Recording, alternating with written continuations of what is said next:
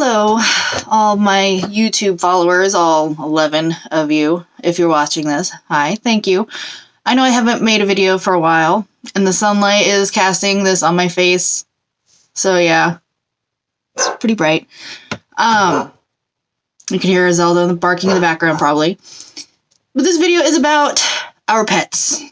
Where I live right now, it's fucking cold, okay? It is very, very cold. Like, it is getting into the negative degrees. Like, it's going to be -2 as a high in, like, 3 days. It's 11 degrees right now, and that's probably the highest it's going to be.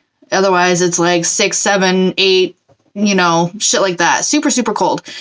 And we have a lot of snow on the ground because we got about a foot of snow, and then a couple days later, we got another couple inches of snow. And I just need to let people know, I don't know how, I should not have to say this. I really should not have to say this. But your pets, your dogs and cats, they can get frostbite just like us humans can. Their little toe pads, they don't have fur on those. Those are super sensitive. If you leave your dogs and cats outside, if you let them roam around outside for too long, they will get frostbite on their paws. And that is not fun.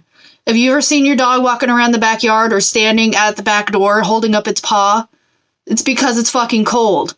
It's because its little paws are probably packed with snow in between their little toe beans, and it's probably excruciating painful for them and super, super fucking cold. So please, for the love of whoever you pray to, take your fucking dogs inside. Take your cats inside. When it's super cold out like this, well, your cat shouldn't be out anyways, but that's another fucking debate.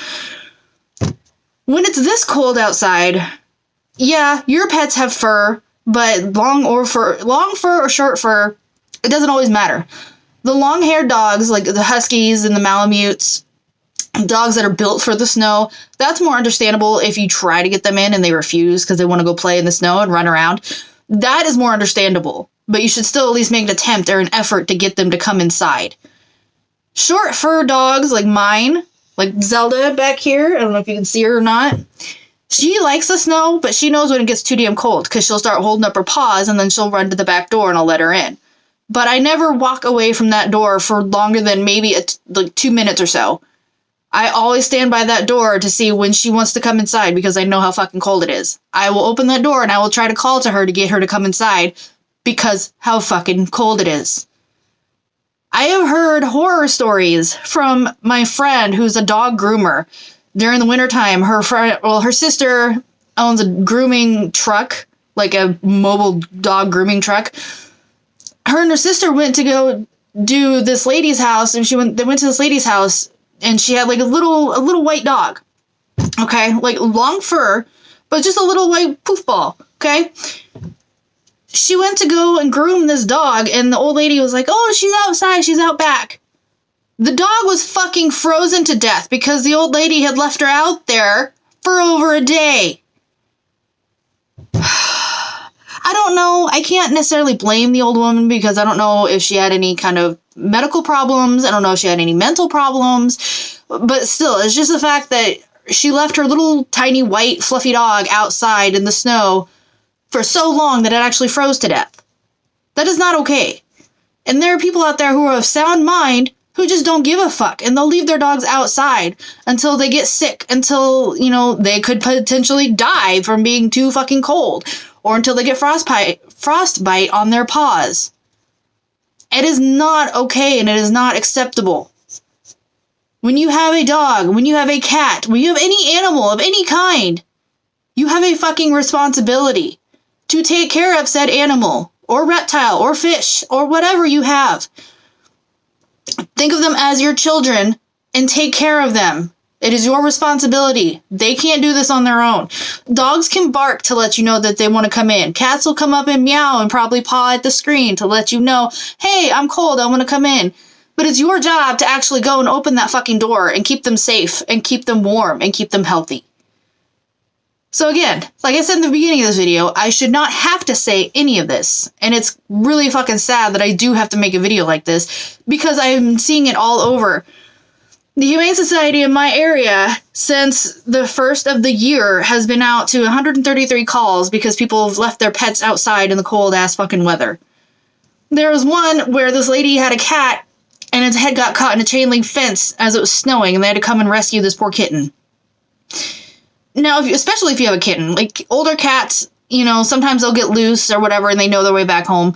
But if you have kittens and shit like that, and it's this cold, and the snow is probably a hell of a lot deeper than they even are tall, don't let your cats and kittens outside. Don't do it. Unless it's on a harness, or unless it's, you know, supervised in the backyard and you know they're not going to go anywhere and you just want to get a little fresh air.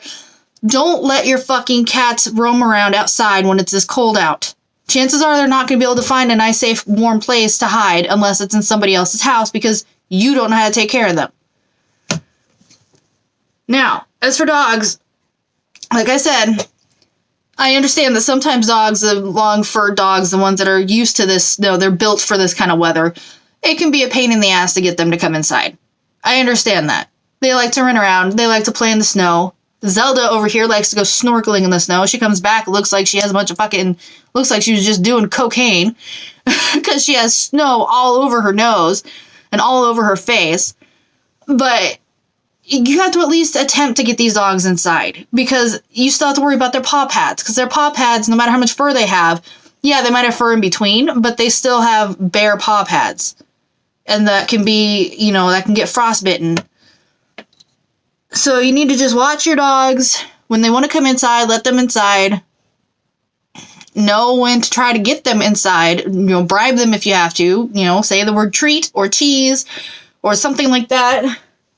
Making sure she's not all up and thinking I'm going to give her something now because I said those, you know, trigger words for her. But yeah, do something to at least try to get your dogs inside within a reasonable amount of time. Like, again, I really should not even need to make this video, but I keep seeing it, and I keep hearing stories, and it's just irritating the crap out of me, and I need to say something. So, this is my first video, face-to-face video in a long time. I've been doing a lot of drawing videos and everything lately. And it kind of sucks that the video where I'm doing a face-to-face conversation with you has to be about something as sad as, you know, dogs dying, getting frostbitten for being outside for too long. But it is what it is. So, yeah, just keep an eye on your pets.